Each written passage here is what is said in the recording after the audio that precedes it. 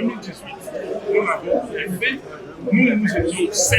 Il y avait un délégué des groupes de presse, il y avait un délégué des ensembles, il y avait un délégué de l'INC, il y avait un délégué du MNC et il y avait notre délégué de la dynamique. 5 plus 5 délégués du FCC. Avec les experts, vous ne pouvez pas appeler un groupe d'amis et vous dites que vous avez audité le fichier électoral. Est-ce que ces gens-là ont la qualité de certifier ces rapports qu'ils nous ont donnés? Merci.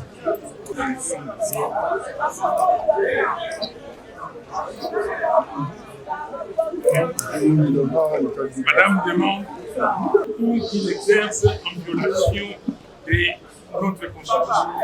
Ici, M. Kadima veut placer M. Félix Tshisekedi à la tête de notre pays. Placer M. Félix Tshisekedi à la présidence de la République et placer ses députés à l'Assemblée nationale. C'est une violation flagrante de la Constitution parce que la Constitution a défini le mode de dévolution du pouvoir. M. Kadima et la CENI, c'est un mécanisme, c'est un dispositif de facilitation. Pourquoi on a retiré l'organisation des élections au ministère de l'Intérieur? Parce qu'on s'est dit que le ministère de l'Intérieur obéit à un gouvernement, aux directives d'un gouvernement. Et là, on prend un organisme externe, indépendant. Mais M. Kadima ne veut pas être indépendant. La CENI est partisane aujourd'hui et nous ne pouvons pas accepter qu'il continue sa forfaiture. Donc nous allons dire à notre peuple que voilà, c'est arrivé.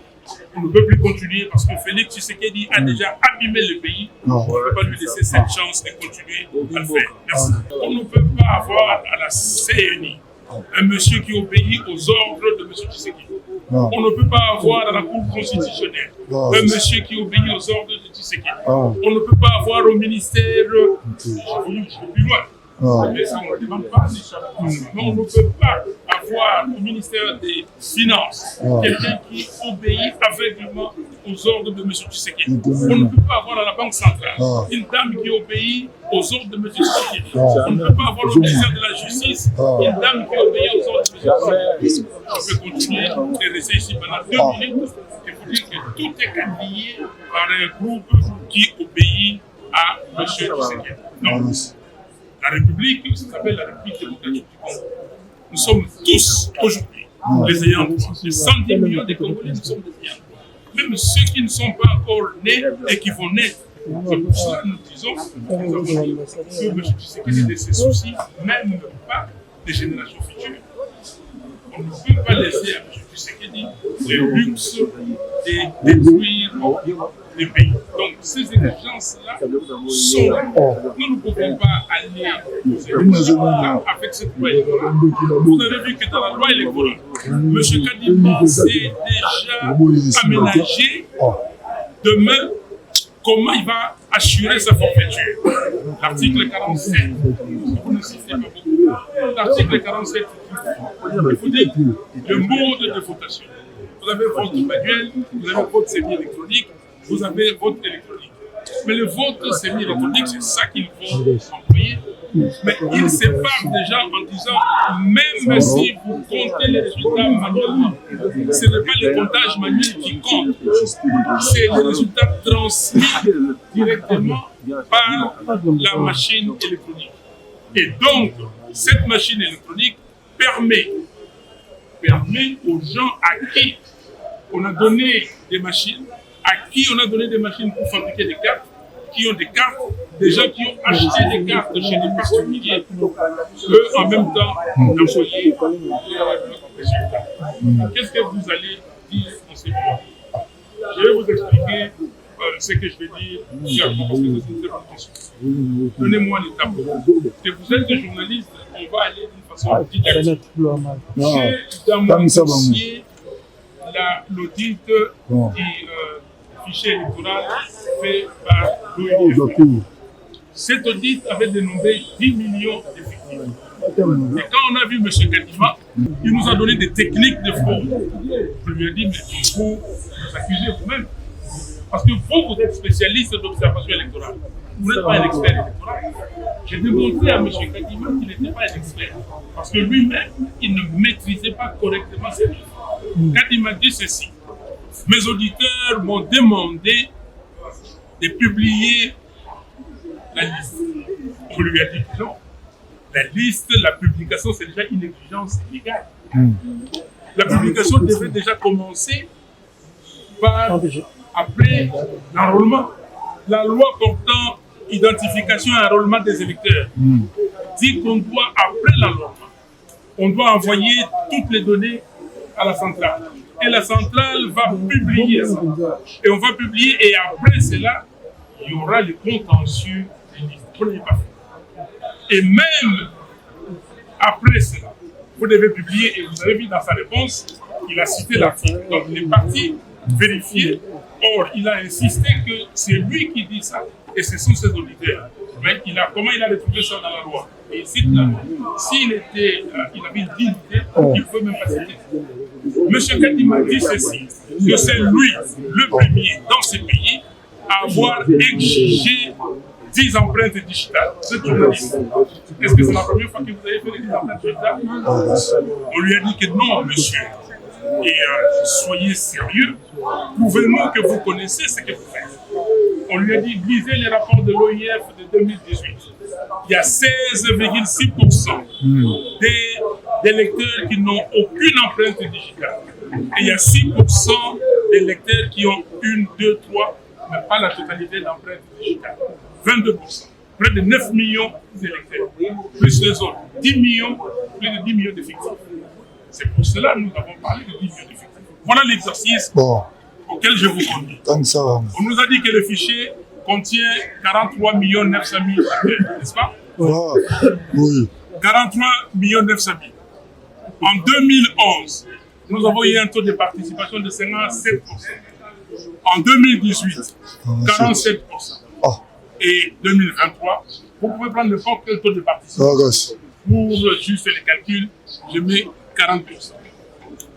Vous avez les fichiers, mais ce fichier est composé de deux parties. Il y a une partie visible, ça peut être 33 900 000, juste pour les besoins de calcul. Vous pouvez faire des combinaisons que vous voulez, vous tomberez au même résultat.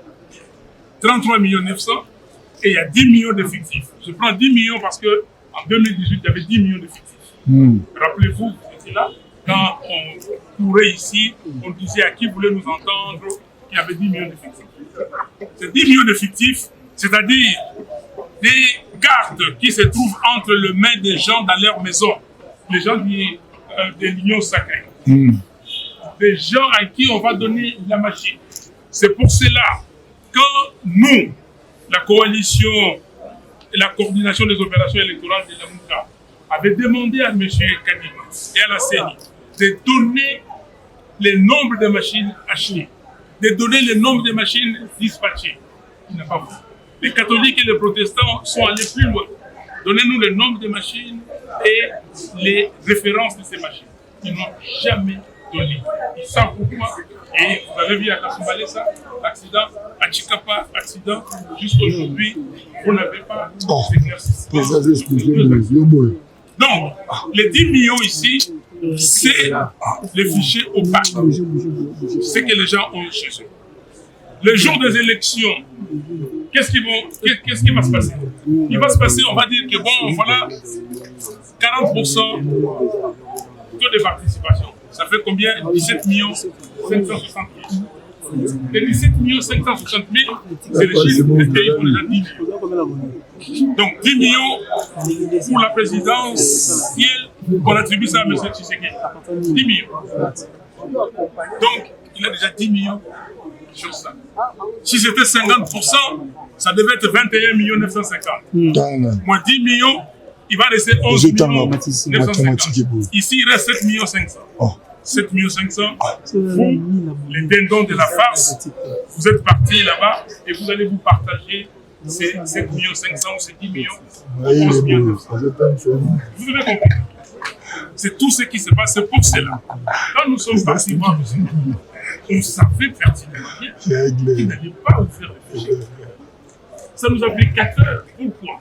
Parce qu'on a tourné autour de cette affaire. On a tourné. Puis il est venu avec la solution. J'ai fait publier les listes. On a dit, bon, même si c'est déjà une exigence légale, allez-y. Mais nous voulons le but du fichier électoral. Ah non, je ne peux pas décider seul. Et je n'ai pas demandé à la plénière. On le savait parce que si M. Kadima publie, il sait des pilotes qu'il se dépasse. Alors, dites-moi, en âme et conscience, vous êtes citoyen congolais, citoyenne congolaise. Vous allez accompagner M. Kadima. Vous allez aller pour dire que, bon, comme les Kinois disent ici, c'est Moutou Bakati. C'est Moutou Bakati. Non. La ligne dans le bango, on est Kingala. Ok. Parce que Moutou Bayoka. Makambo etoye wa bomoni ke baza ko oh non la muka bayolo na batuye aboyikote ba election non boyikote za na vocabulaire na bisote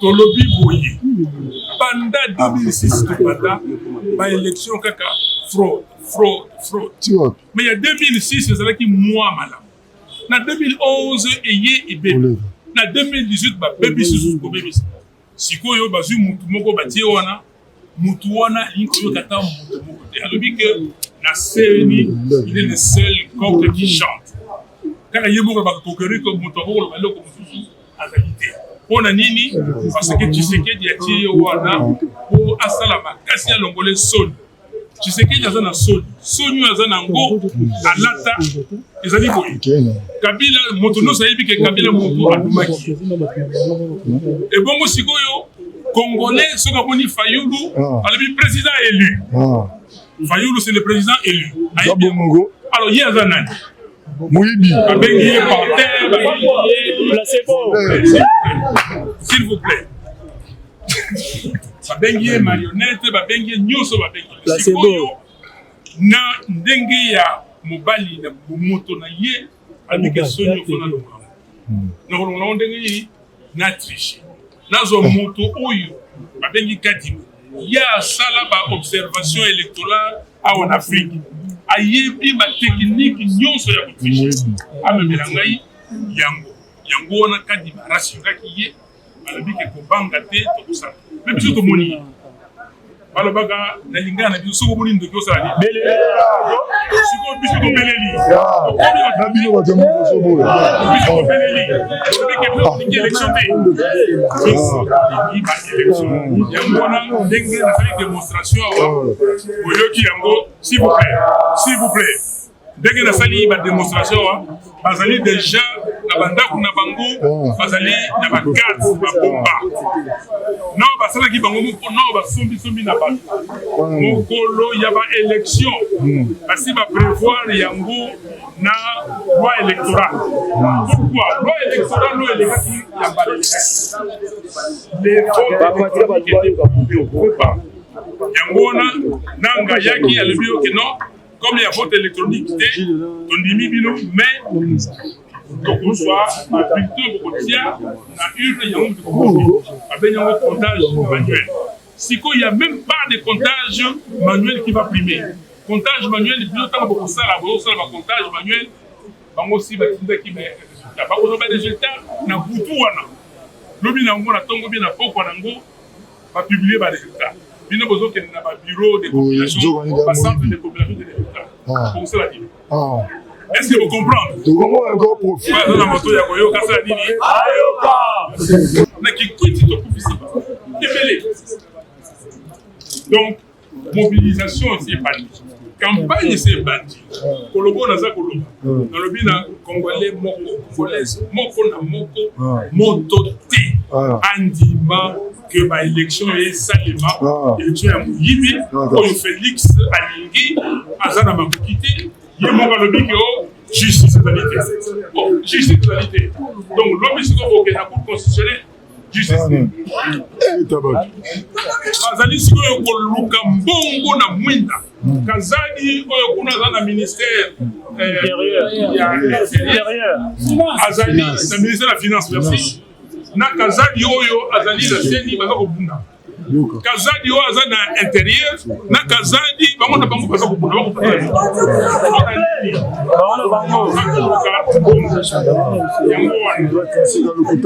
lelo oyo un instant. Et ça, je vais le dire en français. Une des exigences, c'est que nous avons demandé à la CENI, et ça, c'est de sa responsabilité, de nous faire l'état des lieux. L'état des lieux. Mais nous sommes ici, on ne connaît pas l'état des lieux. De nous dire combien de machines achetées, combien de machines dispatchées, combien de cartes achetées, combien de cartes dispatchées, combien d'argent il a reçu du ministère des Finances, combien il a dépensé, combien il reste à dépenser, des chronogrammes d'importation de matériel. Le processus électoral, ça se passe comme ça. Toutes les parties prenantes se mettent autour d'une table et regardent dans tous les pays. Ils devaient à chaque étape. C'est pour ça qu'on appelle ça cadre de concertation. Au cours des réunions du cadre de concertation, la CENI vient, il nous dit ce qu'il fait les rapports de ce qui a été fait et ce qui reste à faire. Est-ce qu'il y a des problèmes? Parce que nous tous, en tant qu'acteurs, en tant que parties prenantes, nous pouvons réclamer. Nous pouvons trouver des solutions. Donc, ici, M. Kadima est en train de faire autre chose. Les gens de la CENI, ils se sont donné des quotas. Ils contactent nos membres. Nos membres, ils se sont contactés. Si on vous dit le nom, les gens qui contactent nos membres, vous serez étonnés. Ils ont été contactés pour dire que non, moi j'ai un quota de temps, quittez Fayoulou, viens sur ma liste et tu seras automatiquement nommé. Est-ce que Ekomi Makambouya nomination ou Eza Makambouya vote, élection? Est-ce qu'il s'agit de nominations ici ou il s'agit des votes d'élection, là où le peuple doit s'exprimer pour élire ses représentants? Ne sait pas ce qu'il dit. Je le connais depuis très longtemps. Et il travaille à INSA, il sait. Nous connaissons ce processus. Argument solide. Je lui ai dit des têtes. La loi portant l'identification enrôlement des électeurs. Si vous lisez l'article 39, alinéa 2, il est dit ceci. À la fin des opérations d'identification et d'enrôlement, les listes définitives sont transmises au secrétariat exécutif national, traitement, consolidation et publication. Et il n'a pas fait. Mais quel argument solide? On lui dit après, chapitre 3 du contentieux des listes. Après, nous disons académiquement, l'audit. L'audit, c'est quelque chose qui est fait. Ça, c'est quoi? C'est le rapport d'audit 2018. Okay? Bon, maintenant, monsieur K, regardez là où il est incohérent. Il dit que c'est des bonnes pratiques. On a fait ça les années avant. Et pourquoi on le fait là-bas? Pourquoi il a mis ça dans son calendrier? Il dit que l'audit n'est pas une exigence légale. Mais il dit par ailleurs que lui-même il a fait déjà l'audit. Il dit que non, je n'ai pas besoin d'un audit externe supplémentaire parce que j'ai déjà fait l'audit. Et en même temps, il dit qu'il n'y a pas d'argument juridique. Nous lui avons dit que ce que vous avez fait, considérez ça comme un audit interne tout vous. Mais l'audit externe doit être fait par un organisme compétent, certifié. Un organisme qui est indépendant de vous. Vous êtes parti, vous avez pris vos amis, vous les avez amenés. Vous avez pris un monsieur qui était directeur de la logistique à la CENI, qui est un ancien de l'UDPS. Vous avez pris un Malawite qui est consultant permanent de ESA, Electoral Institute of South Africa, l'organisme qui vous a employé. Vous avez pris une dame, Madame comme Janet Love, sud-africaine, qui a travaillé dans l'air CNI à eux là-bas, mais qui est votre ami, vous êtes connu là-bas en Afrique du Sud. Et vous dites que, ça c'est le dit, est-ce que c'est pas solide ces arguments? Ces gens-là n'ont pas, quand vous voyez l'audit de l'OIF, et ils certifient parce qu'ils sont certifiés pour pouvoir faire l'audit. Même si cette organisation recrute des gens, ils recrutent des experts, ils font l'audit. Donc, monsieur Kadima, c'est lui qui n'a pas d'argument sur toute la ligne. Vous dites que c'est des bonnes pratiques. On vous dit qu'en 2018, on a fait l'audit. Vous-même, vous mettez ça dans votre calendrier. Et votre calendrier, vous le publiez. Quand vous le publiez, vous devez voir. Ce n'est pas opposant pour tout le monde. Est-ce qu'il est sérieux? Moi, j'ai l'impression que, comme on dit, c'est l'ivresse du lait. Kadima s'arroge les droits qu'il n'a pas. Aujourd'hui, le peuple congolais ne peut pas être un peuple qui soit en marge de tout ce qui s'est fait partout dans le monde. Sinon, on va nous dire que non, voilà, compromis à l'africaine, et nous allons continuer comme ça. Merci.